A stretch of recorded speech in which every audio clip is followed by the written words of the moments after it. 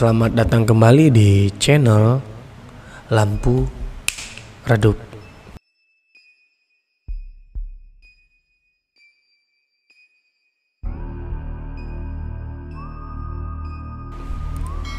Terima kasih untuk para teman-teman yang masih mau mengklik video ini dan masih setia untuk stay menonton video atau cerita horor dari channel kami. Ya. Pada kesempatan kali ini saya ingin menceritakan sebuah kisah seorang atau sekelompok kawan yang melanggar peraturan sekolah yang sudah tertulis ketika mereka mendaftar ke sekolahan tersebut. Baik, tidak perlu berlama-lama lagi.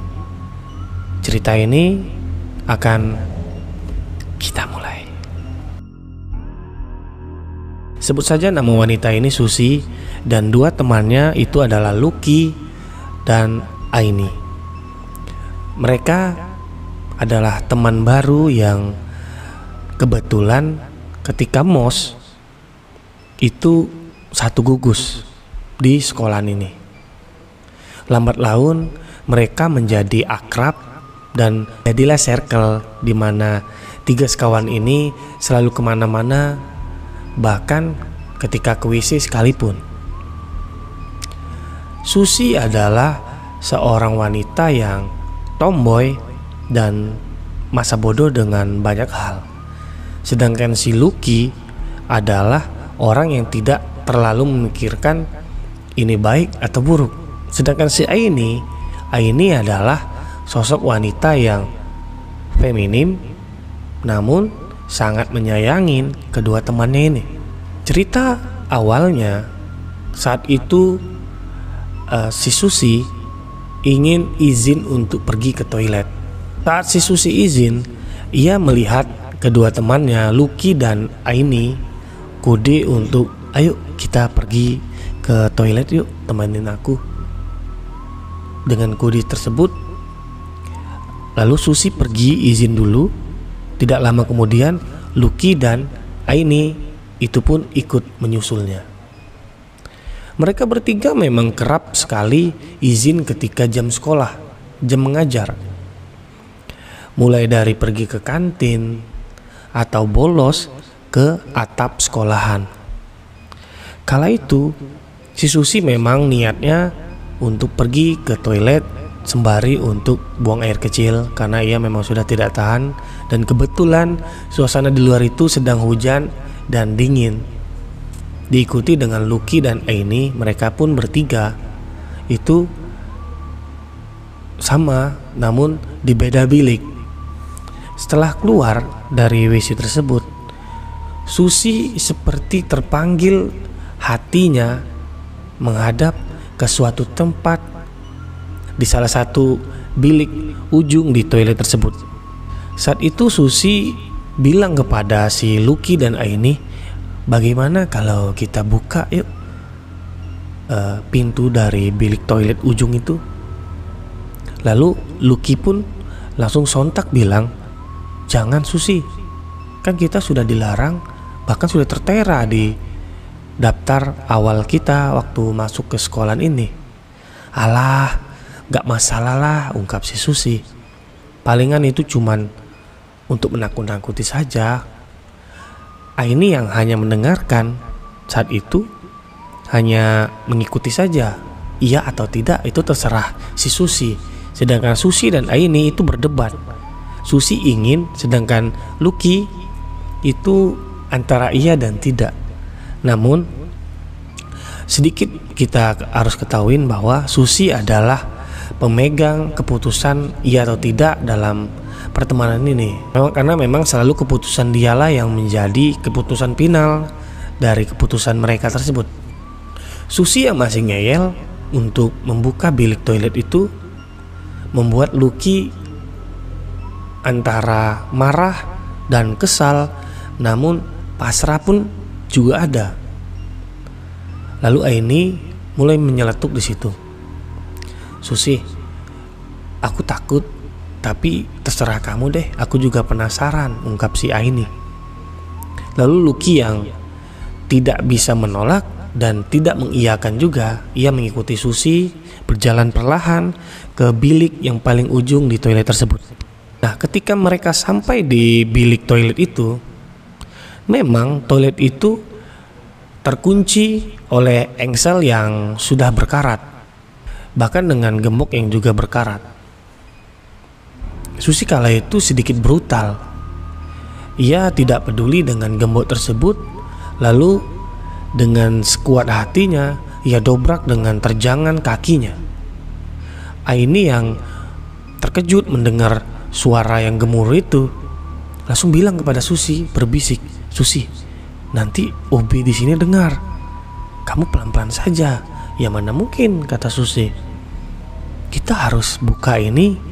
Aku penasaran sekali apa sih isinya. Karena selama ini aku selalu penasaran dengan toilet ini." Lalu Lucky yang awalnya hanya berdiri di sebelah Susi, hatinya seperti terpanggil untuk membantu Susi mendobrak pintu tersebut. Lalu mereka berdua pun dengan ancang-ancang 1, 2, 3 dan buah! Pintu pun terbuka dengan kerasnya.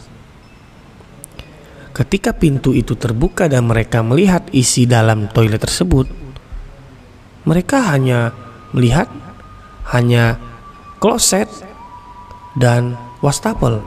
Seperti itu saja, tidak ada yang aneh-aneh. Lalu Susi pelan-pelan melangkah memasuki toilet tersebut, diikuti dengan Lucky dan Aini yang paling belakang. Mata mereka liar melihat atas, bawah, kiri, dan kanan. Mereka mencari sesuatu yang mungkin saja ada sebab dari kenapa pintu ini dikunci cukup lama.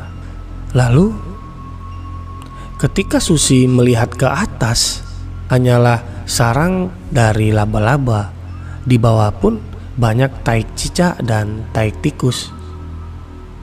Lalu Aini yang meraba-raba bawah daripada wastafel, ia mendapati sejari kertas yang ditempel oleh lakban.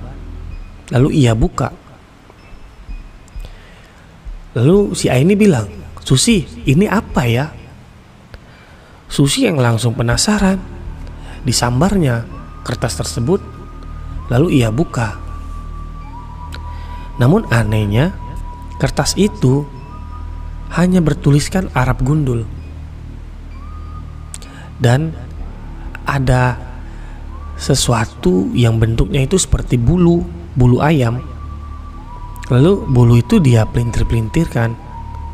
"Apa ini?" "Gak penting," ia bilang. Lalu ia kembali menutup daripada kertas itu. Ia lipat dan ia remukkan. Lalu ia masukkan ke kantong celana. Lalu setelah beberapa waktu mereka mengecek sekitar bilik tersebut dan tidak mendapati hal lain selain kertas tadi, mereka pun buru-buru pergi meninggalkan toilet tersebut. Nah, sampailah mereka di kelas. Mereka pun belajar. Dan bunyi bel untuk pulang sekolah pun berbunyi. Mereka pun pulang. Nah, singkatnya, setelah besok pagi, tiba-tiba satu sekolah ini heboh karena pintu toilet yang sudah dilarang sangat lama itu terbuka lebar. Dan diadakanlah apel pagi dengan suasana yang sedikit mencekam. Karena ucapan-ucapan yang keluar dari kepala sekolah itu seperti terasa dirinya itu sedang sangat takut kala itu. Lalu kepala sekolah bertanya kepada semua murid yang berdiri di lapangan,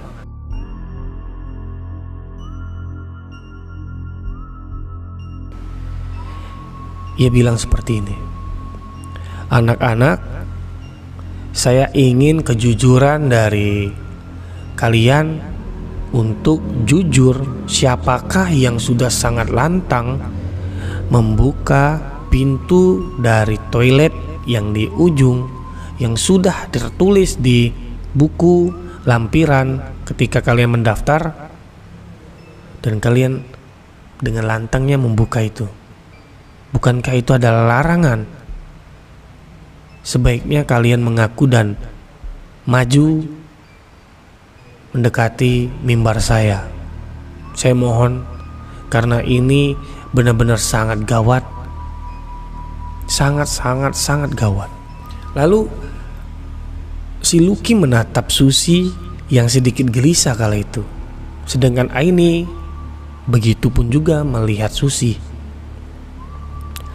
Ia melihat Susi seperti seseorang yang sangat gelisah. Tampak sekali keringatnya itu mengucuri wajahnya kala itu. Lalu apel itu berakhir dengan tidak ada satupun murid yang mengaku.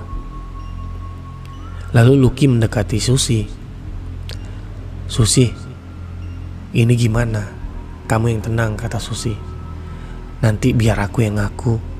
Kalian tenang saja. Kalian tidak akan saya bawa pada situasi yang seperti ini. Ini adalah tanggung jawab aku. Kalian tenang saja. Ia menenangkan kedua temannya yang hanya diam setelah ia mengatakan itu. Lalu Susi mendatangi ruang guru BP. Ia mengaku pada ibu yang bernama Ibu Lia. Ia mengetuk pintunya.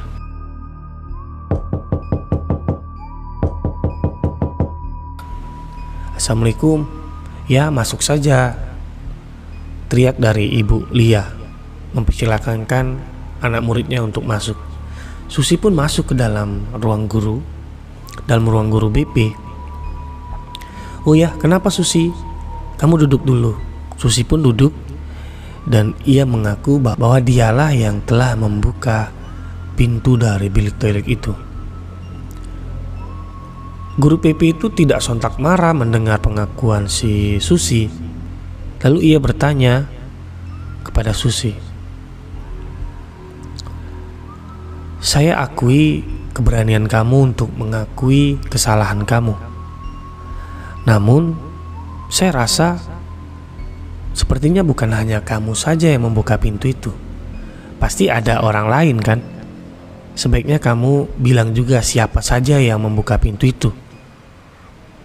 Enggak, Bu, kata Susi. Ini memang hanya aku sendiri yang membukanya. Oke, kamu tunggu dulu. Saya ingin memanggil kepala sekolah ke sini. Susi pun manggut saja, menyetujui dari ucapan Ibu Lia.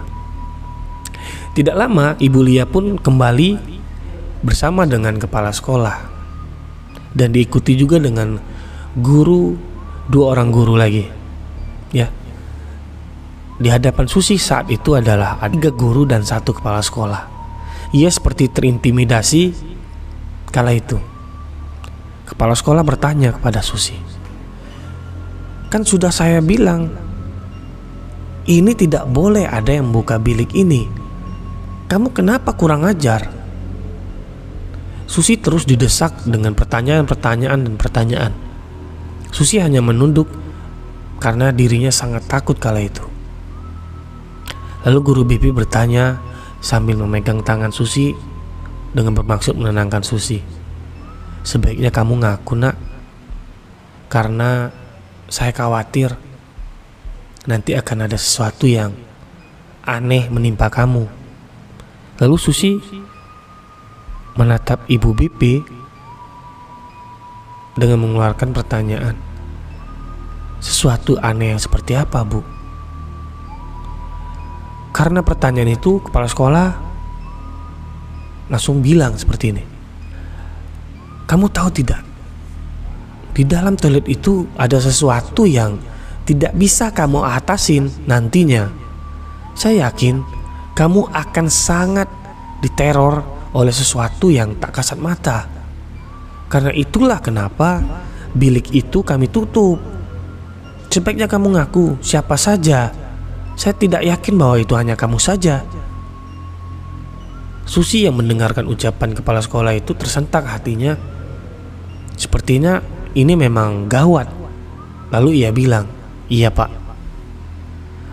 ada 2 lagi yang membantu saya membuka bilik itu. Siapa? Lucky dan Aini. Itu teman sekelas saya, Pak. Lalu tak lama mereka pun dipanggil bertiga. Akhirnya mereka pun bertiga. Setelah perbincangan yang cukup panjang, nasihat, dan intimidasi, mereka pun dipersilakan untuk keluar dari ruangan itu dengan satu syarat, sebaiknya memberitahu kedua orang tua karena nantinya ini akan sangat merepotkan ke depannya. Susi yang mendengarkan peringatan itu, dia menganggap itu hanya angin lalu karena sampai detik ini ia tidak mendapati teror-teror yang seperti kepala sekolah itu bilang. Jam pulang sekolah pun tiba dan mereka pun pulang ke rumah masing-masing. Teror pertama terjadi ketika Susi sedang asik bermain HP-nya pada malam hari di kamarnya. Kala itu Susi sedang melihat IG dan TikTok untuk menghibur dirinya yang sedang sangat jenuh karena seharian ini dengan rutinitas yang melelahkan hatinya, mulai dari dimarahi dan belajar. Tiba-tiba dari telinga kirinya itu ada bisikan dari wanita, "Kamu akan mati." Susi yang mendengarkan itu langsung terkaget. Ia melihat ke kiri, apa itu tadi? Lalu ia berpikir mungkin saja itu suara dari HP-nya. Saat itu kan dia scroll IG. Mungkin itu adalah salah satu dari suara video yang ia scroll tadi. Lalu kembali ia scroll lagi. Tiba-tiba suara itu datang lagi. "Kamu akan mati." Susi yang mendengarkan ucapan itu lagi, bahkan lebih jelas dari sebelumnya. Ia matikan handphonenya, lalu ia taruh handphonenya.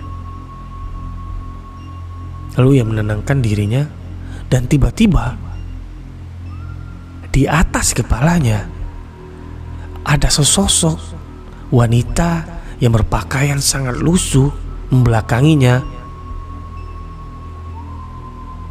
dengan melayang, lalu mengeluarkan lagi suara, "Kamu akan mati." Susi yang mendengarkan teriakan itu, dengan sekuat upayanya ia berlari keluar dari kamarnya, berteriak kepada kedua orang tuanya yang sedang asik menonton di ruang tamu. "Pak, Bu, tolong, Susi tadi melihat sesuatu di dalam kamar."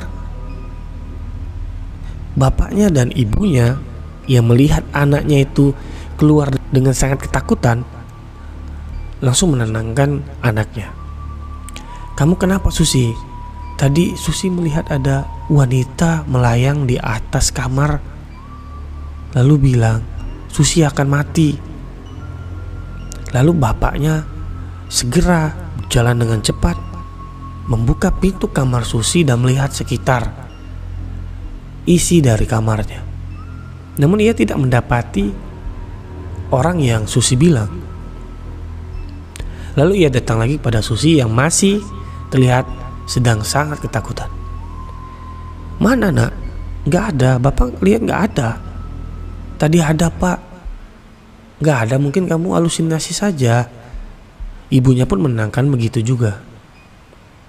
Karena Susi yang takut pada malam itu tidur sendirian, ia pun tidur bersama kedua orang tuanya. Sampailah pagi hari.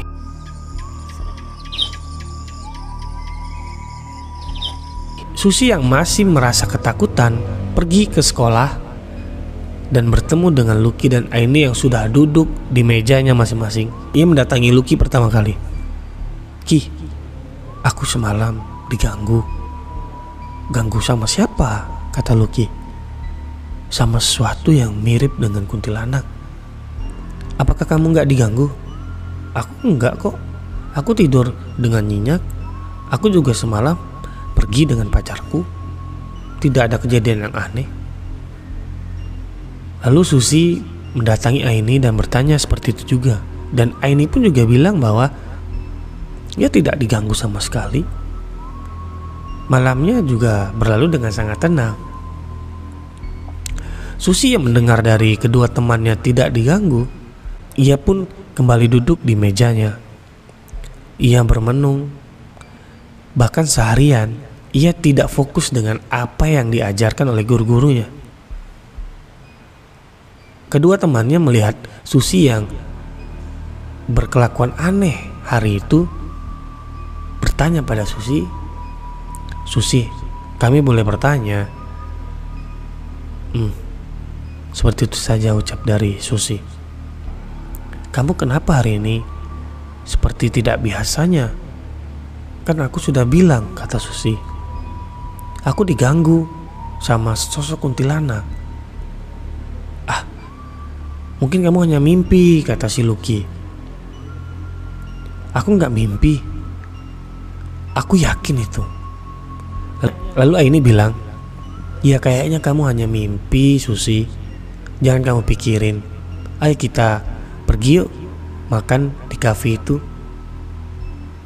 "Enggak lah," kata Susi. "Aku ingin pulang, aku pengen istirahat, aku capek." Lalu mereka pun berpisah, di mana Lucky dan si Aini pergi ke kafe itu dan Susi pulang ke rumahnya.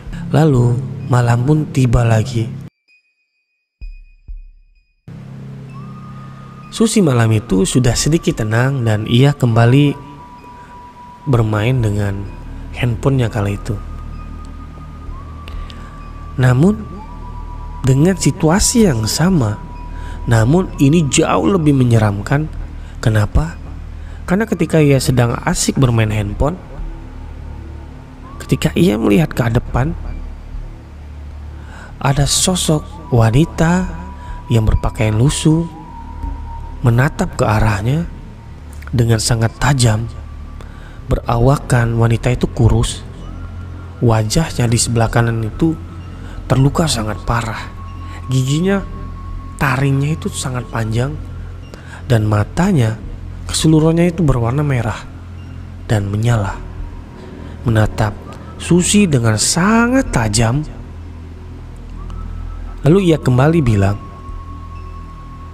"Kamu akan mati." Susi yang melihat itu kembali teriak dan berlari ke tempat di mana ada orang tuanya yang sedang asik menonton. Namun belum sampai ia mendatangi kedua orang tuanya yang melihat si Susi seperti orang gila berteriak ketakutan. Orang tuanya pun langsung mendekati Susi. "Kenapa nak? Kenapa? Kamu coba bilang apa lagi? Susi melihat kuntilanak, Pak." "Mana? Nggak ada. Kamu cuma halusinasi, Susi. Susi kali ini, Susi serius, Pak. Demi Tuhan, Pak." Tiba-tiba pintu dari kamar Susi terhempas dengan sangat keras. Tar. Lalu mereka bertiga pun menatap ke pintu itu dengan rasa takut yang sama sepertinya. "Tuh kan, Pak, Susi nggak bohong, Pak." Lalu bapaknya menatap Susi dan bertanya, "Apa yang sudah kamu lakukan, Susi? Coba kamu jujur, ada apa?" Lalu Susi pun dengan berat hati, ia pun terpaksa bilang pada kedua orang tuanya bahwa ia telah melanggar aturan dari sekolahnya, yaitu membuka bilik toilet yang sudah lama tertutup. Saat itu bapaknya baru sadar, karena saat itu juga bapaknya pernah membaca isi dari formulir itu. Lalu bapaknya kembali bertanya, "Emang apa yang kamu temuin di dalam bilik itu?" "Secari kertas, Pak." "Lalu mana secari kertas itu?" Susi terdiam sesaat dan ia berpikir di mana secari itu, dan ia kembali ingat bahwa kertas itu ia kantongin di saku celananya 2 hari lalu.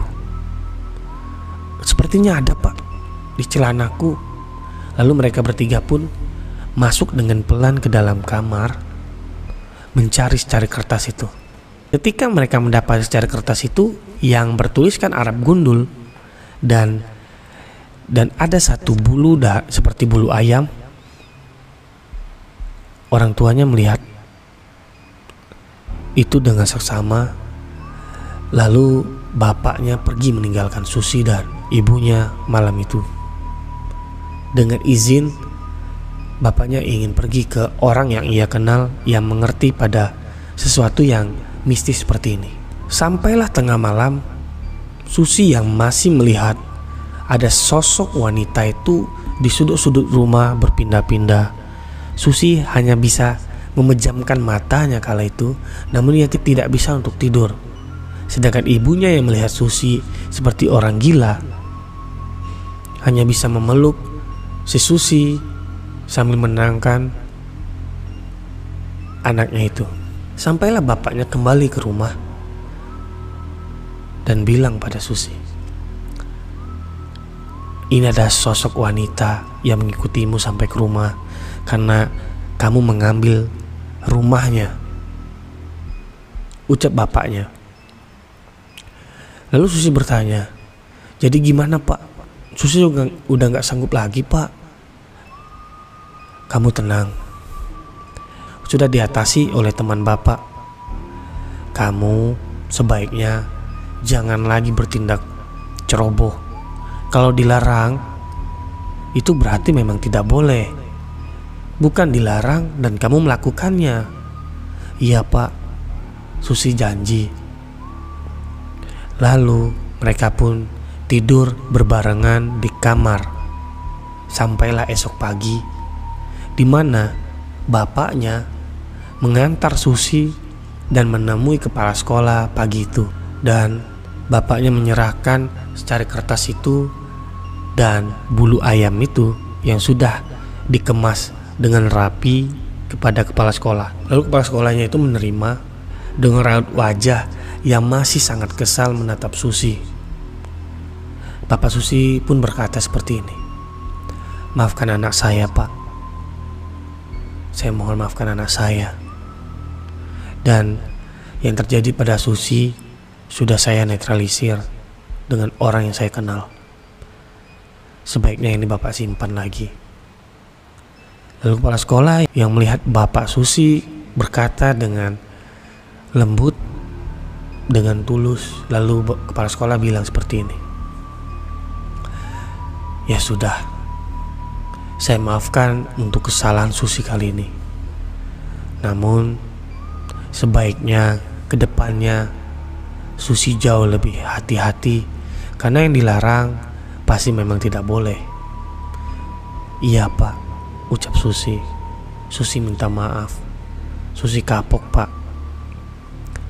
Dan Susi pun pulang karena hari itu Susi ingin istirahat, karena 2 hari ini Susi sangat lelah dengan teror-teror yang menerornya 2 malam itu.